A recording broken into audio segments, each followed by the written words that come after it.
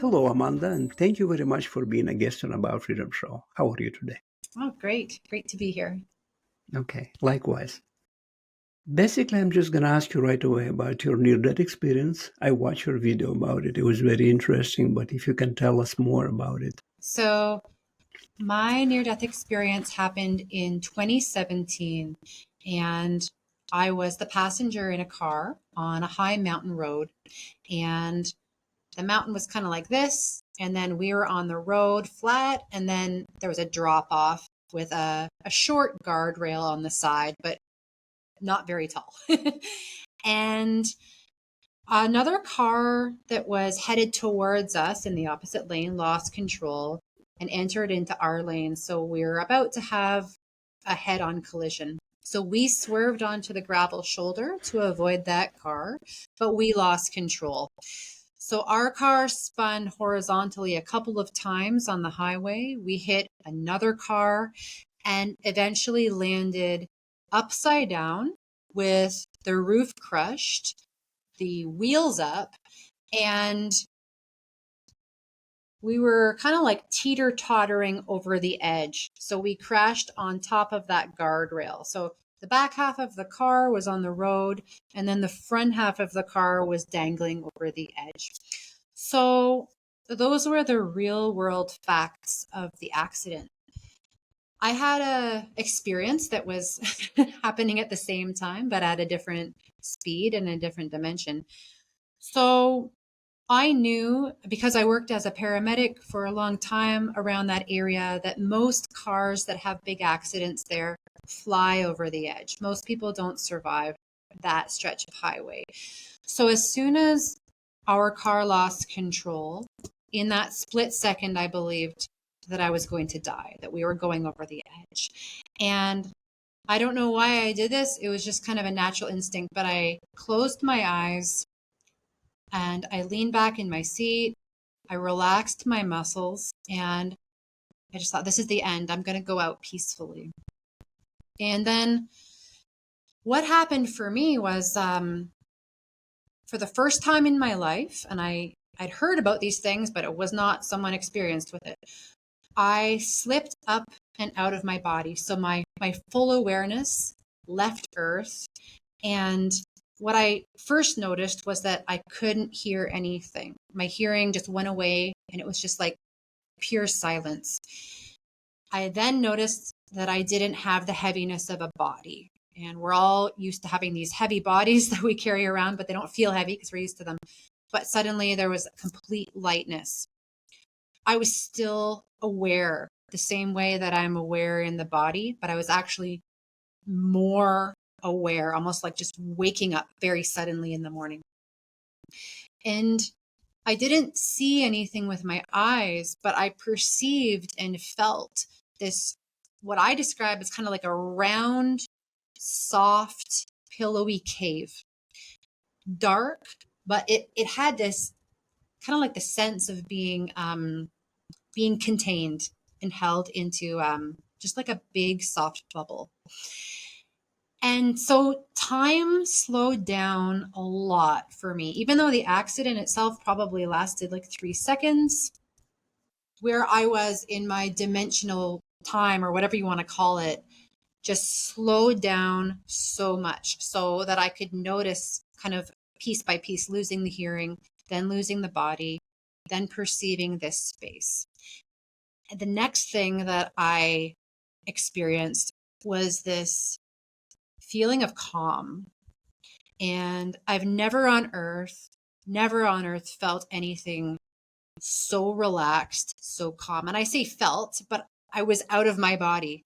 And that's probably because as a human body, I carry a lot of normal tension just from being a human being and being alive. And I no longer was experiencing and being in that. And being temporarily free from the body was I would say, like the number one experience. I've never had anything like it since or before, of just pure safety, security, peacefulness, the lack of any type of anxiety, fear, or tension, equilibrium, and just there was nothing that was too much or too little. Everything was just experienced as perfection, a perfection that I didn't know that I would ever experience.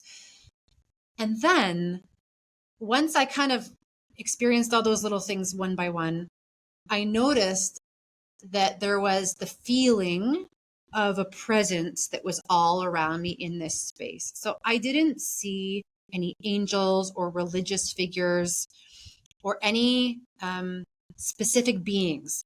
I felt like I was with all kinds of welcoming, familiar beings or people. And the reason I'm saying I know that I was surrounded, but I couldn't see anyone, was that I'd been there before. I had been there before, maybe in between other lives. But these beings, the sense of them was more familiar to me than even my family from Earth in this life, or my partner or my friends. It was like, oh, these guys know me. These guys really know me from life to life to life. And not only do they really know me, they accept me for all of the parts of me. There's nothing that is frowned upon or judged or criticized. It's like these are my people. And it's kind of like, I guess the only thing I could compare it to is if you've got like a favorite sibling or somebody, and you've been separated or traveling for a while, and you're back home for the holidays, and it's like you don't have to pretend to be anybody else. You can just plop yourself down and everything's welcome. Take off all the masks. Well, it was like being like that, only times 1,000. So there was no time, and it was just like just being in the presence and in the welcome and the reunion with this heaven, I would say heavenly family. And I don't say that I think this was heaven. In retrospect, the best way I could kind of put a name or a place to it is like, maybe it was like the threshold of higher dimensions, just kind of like the first place a person might pass through in their awareness outside of the body. And I was there long enough to just kind of take that in and take it as my own, that kind of that bliss and that relaxation, that reunion, and be with it until I opened my eyes, my earthly eyes. I was back in my body and hanging upside down, looking at upside down trees going straight down, and not injured. I mean, I had a bit of whiplash, but no big injuries, and feeling pretty blissed out. Like I had just been home. I had just been where I've come from, where I'm known. And even though there was people crowding around the car and people yelling and emergency services coming, none of that bothered me whatsoever, because I was still just kind of like glowing and in that space. So when we opened our eyes, when I opened my eyes and I saw the upside down trees, the first thing that I could hear, because my hearing kind of came back very suddenly, was banging metal, parts of the car that were falling off. And we had just gone camping, so there was camping equipment that was like falling down the side of the mountain. So my hearing came back, and then some of the conversation that was near the car were bystanders that were saying, like, I don't want to go look at a dead body. Like, maybe you go look. No, I don't want to look either. And so people, by the condition of the car, people just assumed that we were crushed in there. Because you were upside down. That's right. So this experience, it was some kind of awakening for you. Because after that, you decided to sell your belongings, whatever, move out of the country. I don't remember exactly I don't know your biography, but this is what I got from the video. So can you elaborate on that a little bit? You moved to Bali. Yeah. So I feel like I got a second life. That's the best way to sum it up. But I left that accident and was still quite blissed out for a while. I could really feel that vibration of where I had been. And so in the next 6 months, I would say 6 months to a year, I slowly started to make little changes. So it wasn't like everything changed overnight. The months rolled on. I got more and more intuition and inner guidance on what needed to change in my life, what was no longer fitting. So I ended up parting ways with the the same man that I had been with for 13 years. We broke up. Soon after that, I sold my house. I'd been living in a house in the country for a long time. I sold that. I thought I'd live there forever. And then I started to feel as though a lot of things in my life were a little heavy. Relationships with friends and acquaintances that no longer fit my life. I noticed where I was spending a lot of time gossiping with some certain coworkers that I'd been doing for years, but it no longer felt okay. So I started to kind of step away from those relationships. My actual house and my stuff is now in the house by myself. And I noticed that a lot of my energy and focus was, I'm shoveling the snow, I'm doing the lawn, the garden, I'm paying for the furnace. Like, do I really want to live like this by myself in the house forever? It's getting heavy. And so I started to sell and give away a lot of the stuff when I put my house up for sale until I was down to a couple of suitcases. And I got a camper van. I spent the next 2 years. So I would say this is about 8 months after the accident. Sold the house, spent about 2 years traveling in the camper van with my 2 dogs, and spent a lot of time in nature, meditating, doing art, things that I'd never had a chance to do. And then when the pandemic started, I no longer had access to the swimming pools and the gyms. Everything was closed for like having a shower. I moved to Mexico with my 2 bags. And then I was 6 months in Mexico. I was in Tanzania on and off for 2 years. Spent the summer in India this summer, and now I'm based in Bali. Yeah, so this was kind of liberation of freedom for you. You decided to become free from all the burdens of life that everybody is accumulating, and we all have to take care of everything. You buy a house, you got to take care of it. You have a car, you got to take care of it, so on and so on, all the time. But this way, you become minimalistic. I had a friend like that. He lived in the desert a lot of time. He slept. He didn't even have a van. He slept in his car. But he was so happy. He was doing yoga, meditation. Oh, yeah. That's all by himself in the desert. Yeah, now he's happy completely because he's retired and he's getting good retirement and he's somewhere. It's funny. I was driving. I don't even remember what state, in the middle of nowhere. I don't even remember. Somewhere, I think Utah or somewhere. And I was driving in the car and I looked. I was making a documentary about this guy. He was so cool. That was a long time ago, 20 years ago. Look around, I see this guy, Brian. I can't believe 20 years later, in the middle of nowhere, in some kind of desert, I met him and he told me his story. He's so happy right now, meditating and living the life. But I don't think he's moving out of the country. But he decided to go to Bali. Why is that? I've noticed that I didn't get like a full life plan. I always would get like the next step.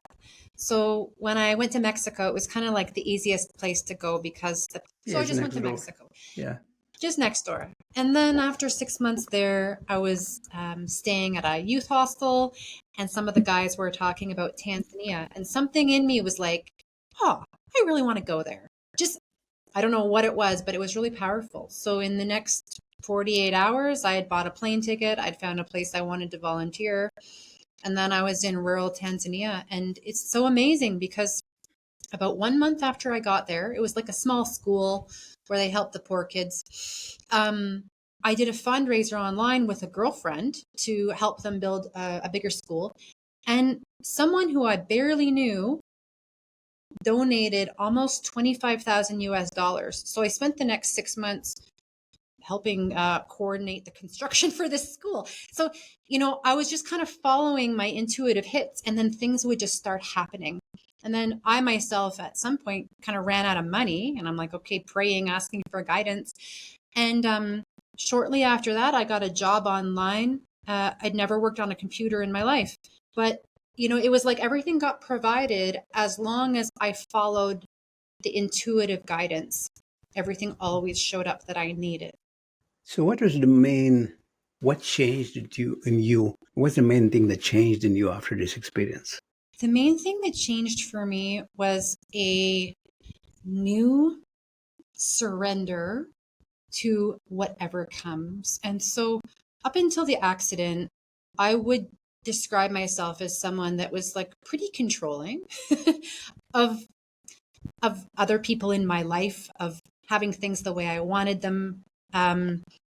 Very self-disciplined, but almost like too much, like no surprises.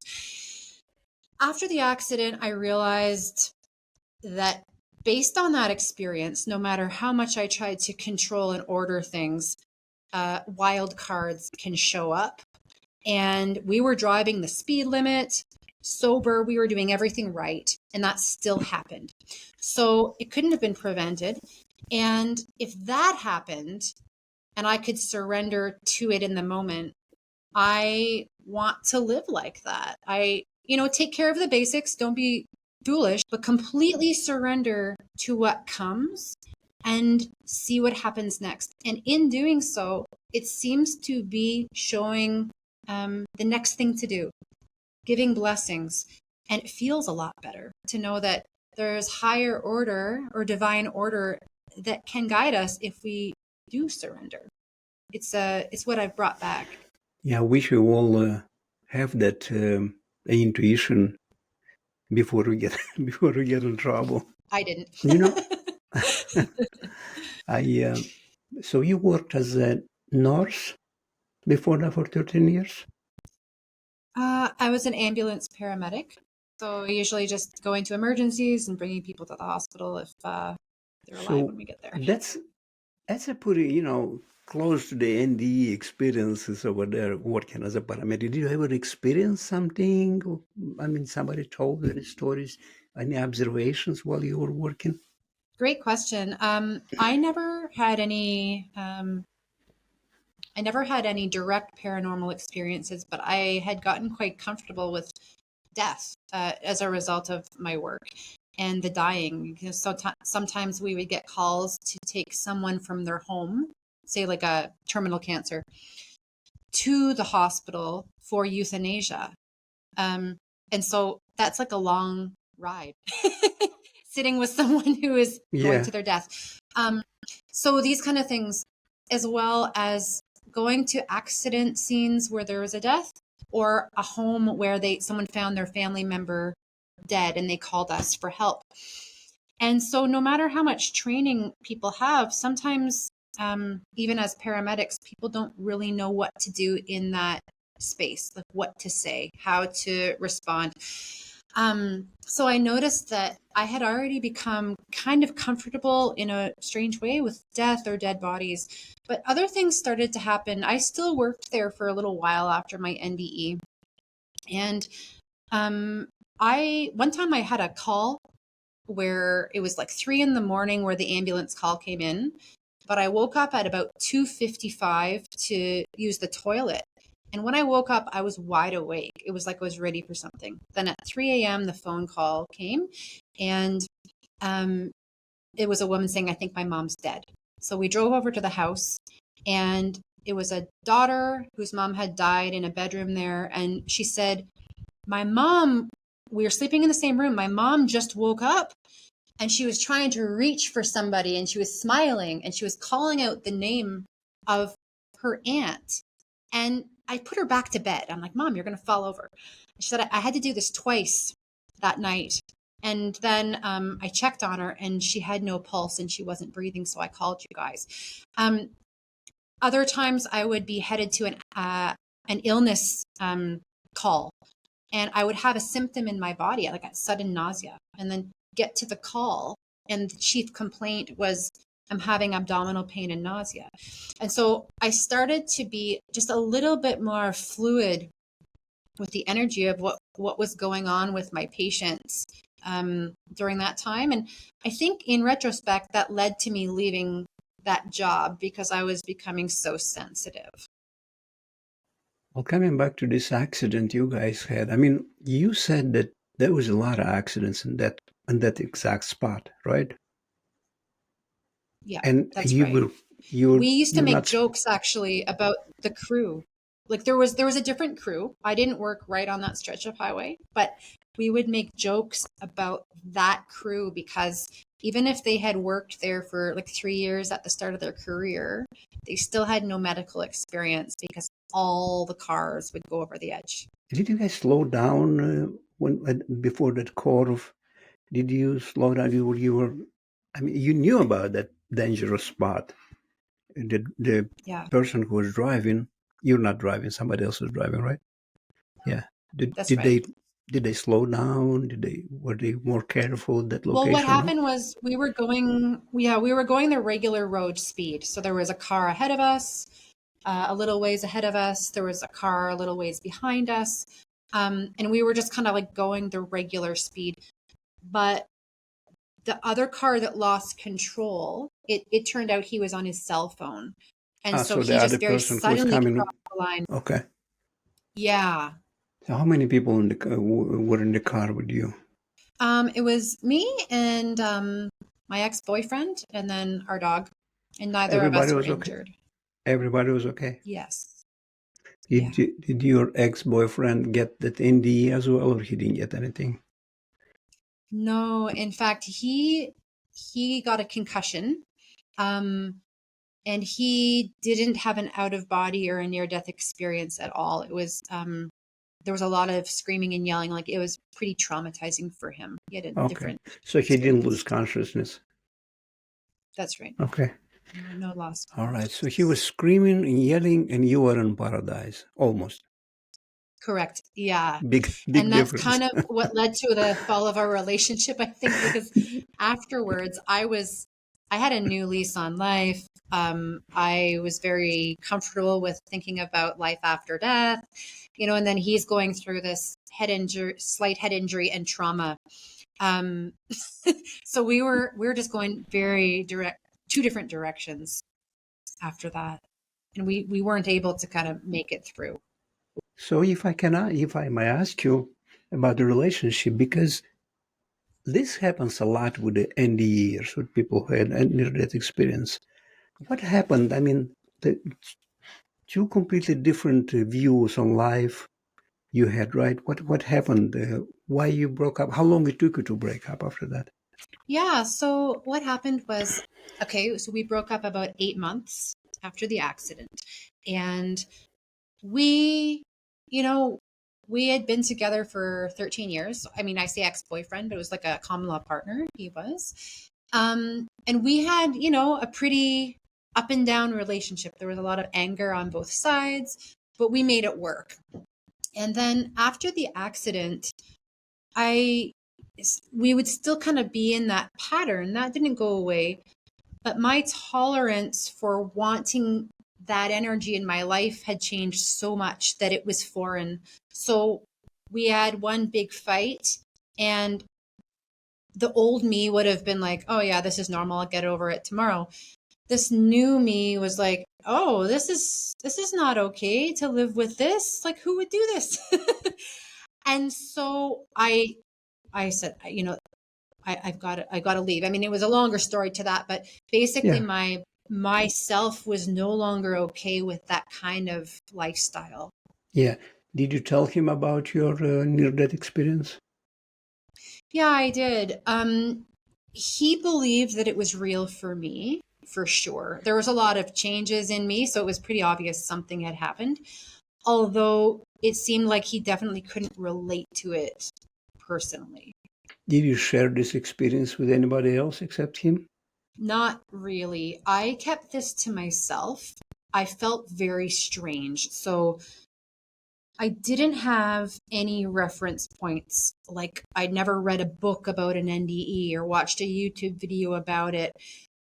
So I was mostly focused on being normal, being as appropriate as I could in the regular world because I was pretty ungrounded, I'll be honest. Like, I was connecting with a lot of spiritual energies that people couldn't see. My dream world had changed. All this was going on and I didn't have any guidance or teachers. So my major focus was trying to act as normal as possible in the outside world.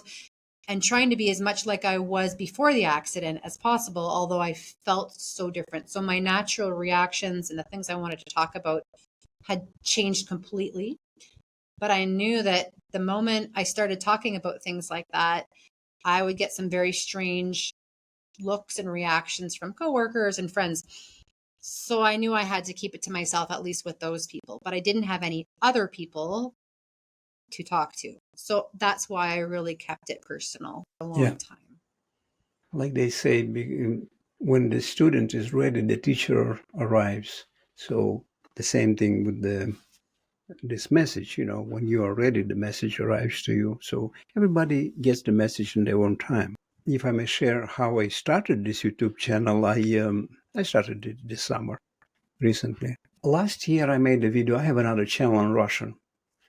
And I made a video about a friend of mine. He had an out-of-body experience.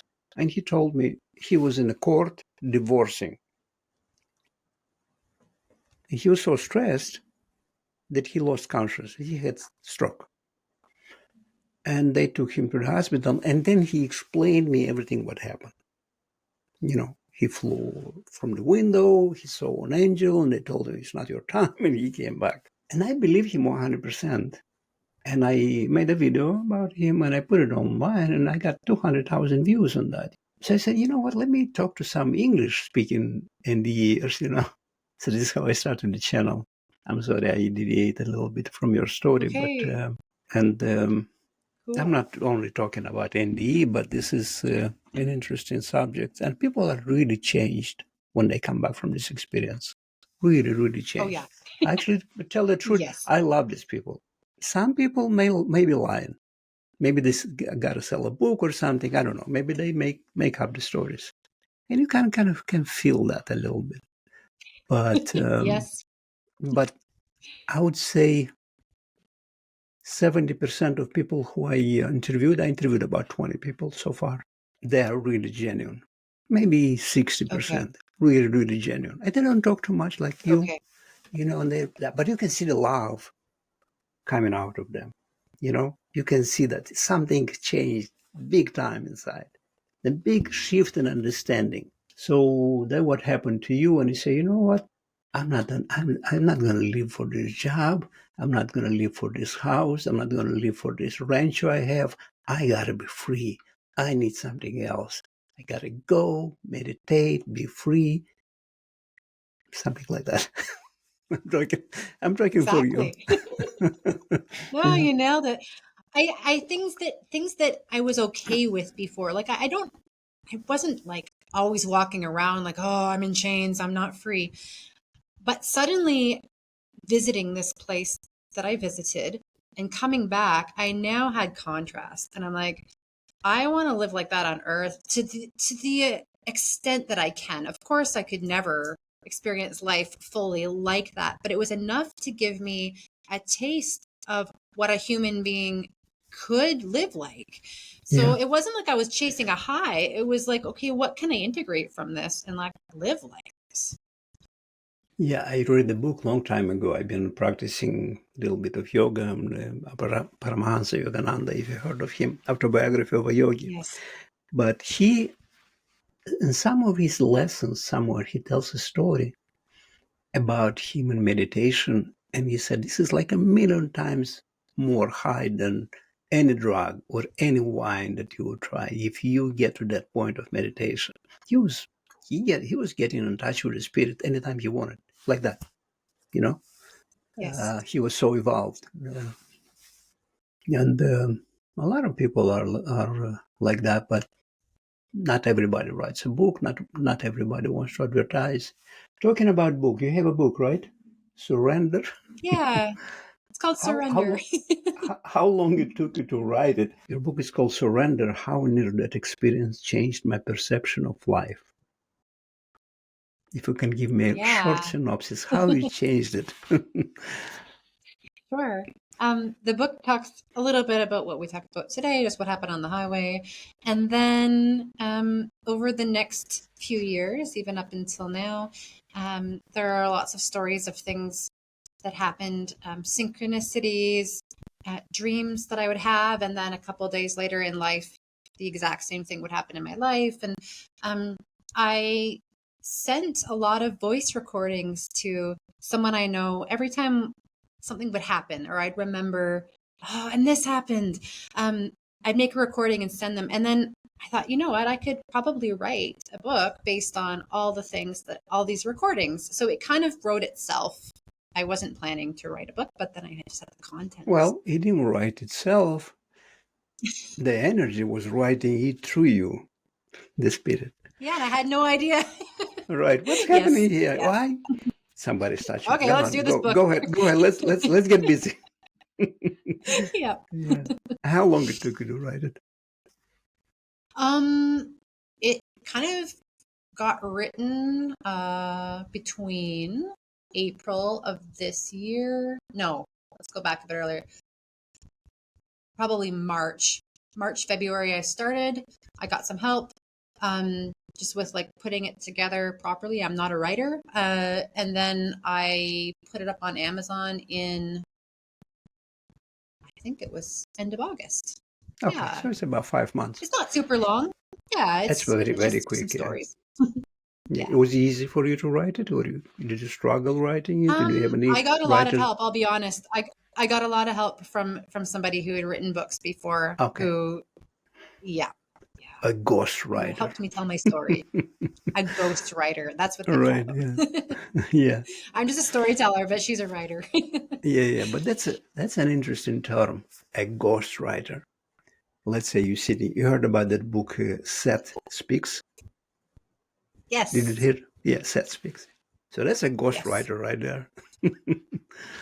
That was one I've of the never first. read it, but I know that a lot of people have a lot of good things to say about it. It's a huge book. I never read it, but I'm listening to in my car sometimes when I drive because it's big. It's probably 1,000 pages, but it's so fascinating. I listen to it when I drive sometimes. So now you practicing mediumship? You know, things come. I would just say things come to me in dreams. So after the accident, I noticed that I would say 50% of my dreams were just your regular kind of like day-to-day confusing, chaotic. The other 50% would be what I call visits to other realms, sometimes quite celestial, and then other times just kind of like the astral realm where things are happening. And then I'll wake up.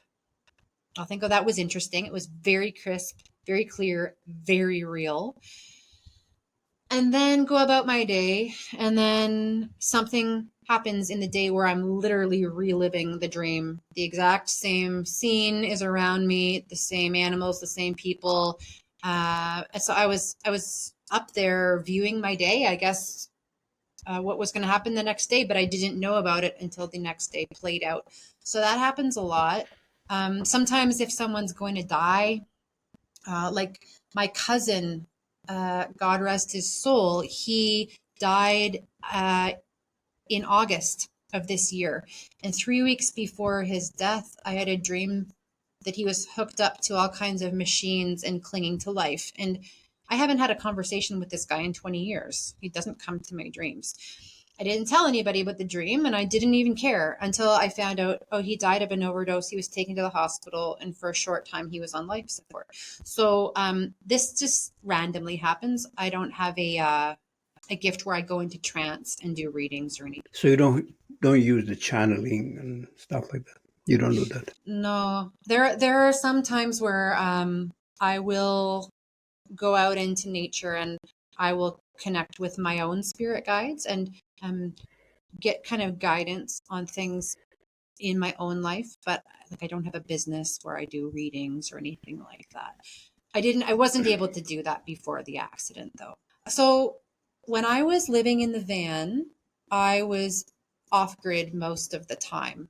I could drive about 20 minutes and get cell service, charge my stuff. So I was really immersed in nature. And during that time, I think there was just like a vibration that I got to connect to inside of myself from being so relaxed and being in the cycles of nature. That the dream world was the most wide open it's ever been for me. So if someone's looking at opening things up, just get off grid for a while. That can do it. I woke up at about, I don't know, 3 or 4 in the morning one night. And in the dream that I was in, there was a beautiful song being sung by a woman. I woke up, I could still hear the song playing in my head. And the woman from the dream, she looked like a tall, translucent human, just looked a bit taller than a normal human. And I couldn't see her face. It was just kind of white and clear. But what was coming off of her was so much love and care. And so she was definitely the singer of this song. And after about 10 seconds, she faded out of my view. I still had the melody in my head. I sang it into my phone. I grabbed my phone and recorded it. And I call her the Lady of the Forest. And since then, I've been able to connect with her, especially if I've had some pretty nightmarish dreams where I've visited some pretty dark realms, some dark hellish dimensions. And I can call her in and she'll guide me through. And usually I find out with her support the reason why I'm there, what I need to learn, etc., etc. So that's kind of how I connected with this spirit guide. And I've heard a lot since then about people having spirit guides, and that having the discernment on, okay, is this a spirit guide? Is this a distorted lower being? There's a lot going on. And what I've learned so far is really feeling the vibration of what's coming off of that being, because something can show up in a person's awareness that looks beautiful or looks angelic, but has some kind of distortion, might be kind of like a deceptive being. So anybody who is connecting, just really, what's the vibration of this being? And So how many spirit guides do you have? the ones that connect with me pretty regularly are this Lady of the Forest, and there's a blue wolf. And actually, this spirit wolf came to me when I was 3. I was frightened out of my mind. I forgot about it, and then in 2020, this same wolf and a few other similar looking beings came to me in an ayahuasca ceremony. And so I could see them walking around the ceremony space. And I was like, oh, I know this. I know one of these from before. And I asked the facilitator the next day, you were singing this one song and I saw these wolves, like what was going on there? And she said, oh, that's the song that I sing to call in the protective wolves for the ceremony. They're my spirit guides. And I thought, oh, okay, so we got the same, some of the same spirit guides. And then I've seen them a couple of times since then. And I usually call them in if I am, if I'm traveling, I travel alone and I feel as though I could use some protection and support. So Yeah, I have a small New Testament, a little one, old one in Russian. Somebody gave me back in 1990 or something like that. I met an old man, probably 75, 80, I don't remember. And he would look at me and say, "Hey, have you ever been to church?" I said, "No," because I lived in the Soviet Union. There was no church back then. And he said, "Here's a okay. Bible for you. Take this New Testament." He gave that to me. I read it. And I travel with that New Testament all the time, but I traveled a lot, Amanda. I flew over the Atlantic Ocean probably 100 times at least. And I have that little New Testament with me all the time. So that's some kind of, like in the movie Goodfellas, I need my lucky hat. You remember that scene? Yeah. I need my lucky hat. Yeah. Well, those things are real. Those things are Yeah. very, very real. Yeah. Yeah. So when you were in that state, out of body experience, you said that you felt this beautiful warmth and you felt like you're at home, all this friendly group around you.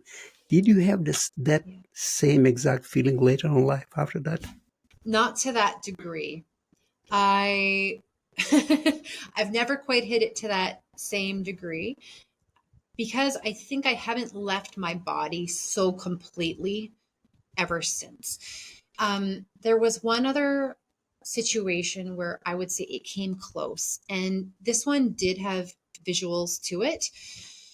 So the first thing that happened was I had the start of that out of body experience, and there was that same black kind of thing that I described. I was more nervous though, because it was not as like the car accident was very sudden. My mind wasn't involved. It was just the spirit moving out of me. This one was more slow. So my mind was still kind of like, oh, that's not safe. Stay in your body. Oh, but I'm going. So I passed through that black phase. And once I kind of like had cut through the fear and worked my way through, the next thing that I noticed was it was almost like a curtain came open, and there was bright light and kind of little pixels, like when the sun hits the snowflakes. Everything opened up, and I was much higher and looking down on earth, as though there was like just little ants walking around. I was up so high, and there was other people with me. And I believe that was me being in the awareness of my higher self temporarily. And there was the higher self of other people that I knew up there. We were looking down on earth, and we were seeing, oh, there's the earth version of me. I'm totally lost. And then we would have a conversation with the other higher selves and say, okay, well, let's send that person an invitation to come out for dinner, or let's send them an illness, or let's orchestrate reality in a way that's going to get this one of us back on track. And those higher selves were outside of time and space. They looked like us, like I could recognize who is who, but it was like an angelic, perfect version of all of us that existed, like complete. And I could see how we weren't manipulating and controlling reality. We were watching the flow of life. But if someone was needing to get back on track, there was a slight manipulation going on. So coming out of that experience, I know that there is a higher self that we all have that is complete, and that when events happen that are seemingly tragic, it could be them trying to put someone back on track. Okay, let me ask you a question. You might not know the answer, that's fine. You see, all the evil is happening right now around the world, right? With Israel and Palestine and even Russia, Ukraine and stuff like that. So I heard a theory from NDEs that people choose their own life before they come here. They have a plan and they choose what they're going to do, and this is so they can evolve in the spiritual realm. Why some people would choose such an evil kind of life? To kill other people, to lie, to be so evil. Why would you choose that? I mean, if you want to evolve, Right. why not choose something spiritual? Like, okay, come back to this earth and go to Himalayas and meditate for 50 years. Or do something like work in a hospital, be a doctor, help other people. Why would you choose such a evil? I don't understand. Do you have an answer to this question? I guess the first thing that comes to me is that part of our universe is free will. Part of our universe is free will. So our higher selves that are outside of this game, or this, I shouldn't say game because it's not funny, it's very real. Yeah. Outside of this reality, they're hands off unless something, someone's praying and something needs to be adjusted. But in general, down here, we're allowed to do anything that we want. And there are human beings that are using their free will to do some of the things that they want to do. Those human beings, I sense, are very, very much unconscious to the things of a higher order, and very much traumatized. I mean, if you talk to any criminal in this world that's a hardcore criminal, you will find a story of childhood trauma, I promise you. And the most hardened criminals that we have on this planet that are so unconscious and so separated from spirit are people who are in power and making decisions when it comes to these wars. And it's hard for most of us to kind of comprehend that level of trauma. But what happens, and this is something that I've learned from shamanism, and I really believe it, and I've seen it, is that there is a certain point that comes where a person's spirit is so broken, their energetic field is just a mess from the trauma, that they are vulnerable to dark forces. There are dark forces. There are different realms of reality, higher Yeah. and lower. And when that person is that screwed up, they're vulnerable to manipulation, coercion, and the forces that are a match to them. So right now we're passing through a time on Earth. You might have heard of it. About the Yeah. Kali Yuga. So in Kali Yuga, we are so far from spirit world, or there's the potential for that. It's not a forever thing. We're going to move into another age, but while we're down here going through here, things are pretty dark. And so the way that I see it is there's just a lot of forgetfulness and disconnection from the higher self based on the trauma that has gone on with people. Yeah, about Kali Yuga, you're right, it's a very dark period, but we are in the end of Kali Yuga right now. This is why so much awakening is happening around the world. All this information, Yeah, you're right. because Yeah, there's that too. Like if we're coming out of it, which I would agree that we are, a lot of other people would too. There still is the residue. So there's the residue of people's karma. There's still a lot to be worked out on Earth. There's still going to be people here who haven't resolved their karma and their trauma. And when a lot of the light is coming on Earth and allowing these awakenings to happen, which is also quite obvious, anything that's still not played out, that people are like, I'm holding on to this warring attitude or this whatever. People aren't just going to like awaken and give them that up so easily based on I don't know what.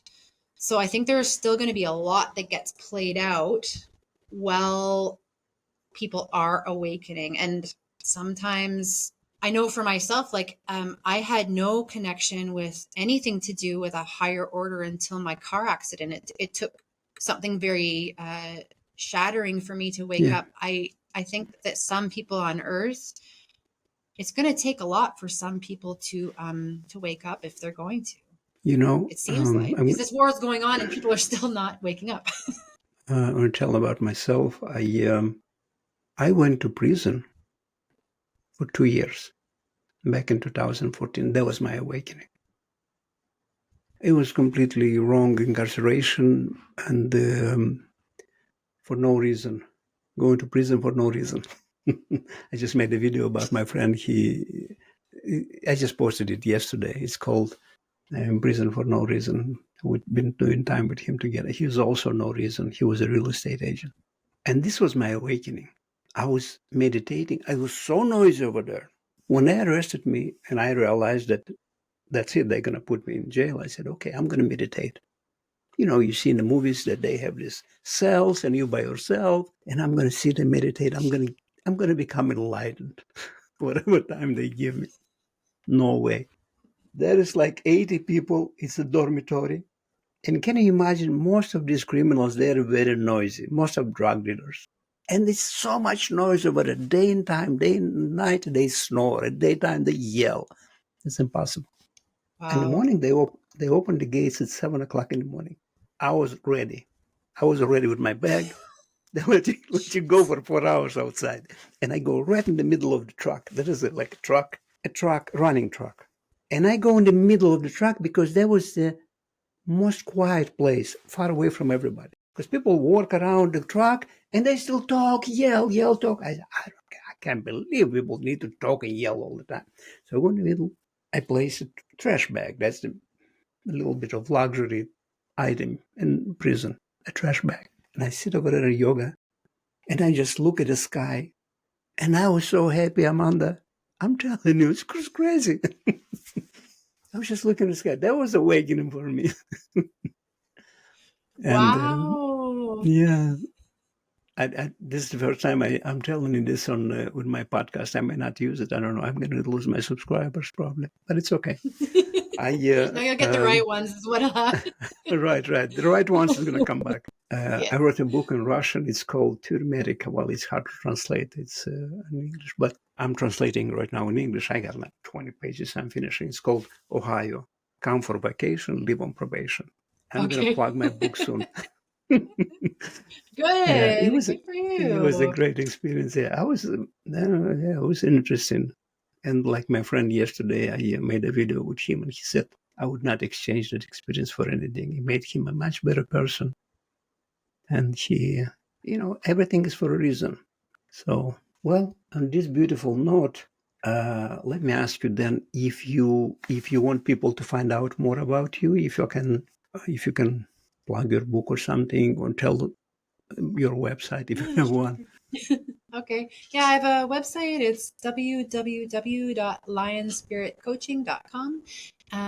And there's a link on there for my book and for my Spotify channel and my YouTube channel. So you can check that out if you like. And the book, it's called The book is called Surrender. Surrender. It's available on Yeah. Kindle and on paperback. All right, one more question. What is your definition of freedom, Amanda? Oh, I love this question. Go I into think battle. yeah, well that's definitely part of it for me. Um, I think freedom is it starts on the inside. Sometimes it's like when you hear those people say that there's a cage but the door is wide open. I really believe that that's true for all of us, and we all have different shapes of cages, but that the door is wide open.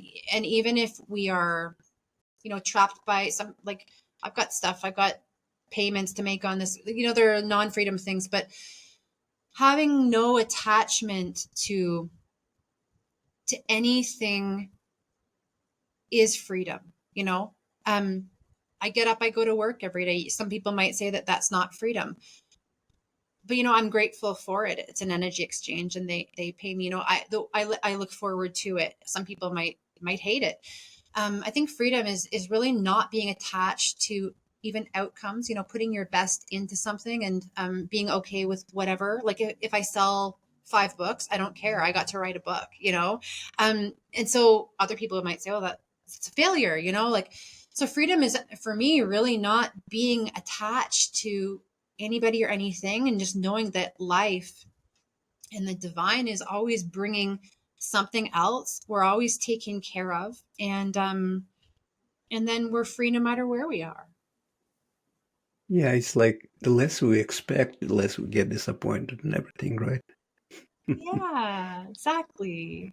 All right, Amanda, if you have a message for our listeners, one more positive message you can share with us. Yeah, sure. um i I always like to say, whatever lights a person up, whatever gets you excited, any intuitive hit, like, oh, I want to take that course, I want to take that trip, I want to start writing my book or whatever, and then our logic kicks in and we talk, oh, I can't do it because of this, that, the other. Make a move on it, whether it's making a reservation or sending an email. Make some kind of a move. You don't have to figure it all out, but following those breadcrumbs of your intuitive hits and just kind of like doing one thing towards it. You never know what that's going to lead you to, what kind of purpose and dreams can come true. So just pay attention to those things before your logic kicks in. Just say yes, because there's never going to be a perfect time. Now, do you feel like you are following some kind of plan that you made before you came to this earth? Um, hmm, I don't know for sure, but I do feel like the way that life is now is within, um it's more way more within the order of the universe. It's flowing with synchronicities and intuitions and being in the right place at the right time. It's kind of like I'm part of a system that I probably always kind of was, but I was knocked around a lot because I never really could hear these things or notice these things. And so I think for many of us, the plan for our life before coming um, can only happen when we start to listen and we start to follow that order, and not try and be programmed the way society wants us to be doing things for just because other people want us to be. When we're doing things that light up our heart, then we're going to be in that plan no matter what. And I feel like I'm in it. I believe that I'm in it. I feel like that what you said resonates. So basically, your spiritual antennas are activated right now, is active. Yeah. Yeah. I mean, if something, I got some message where it's time to get up and leave Bali and go somewhere else for some, and it resonated with me, I would get up and go. Thank you for watching About Freedom Show. I really appreciate you. Click on one of the videos below and don't forget to subscribe.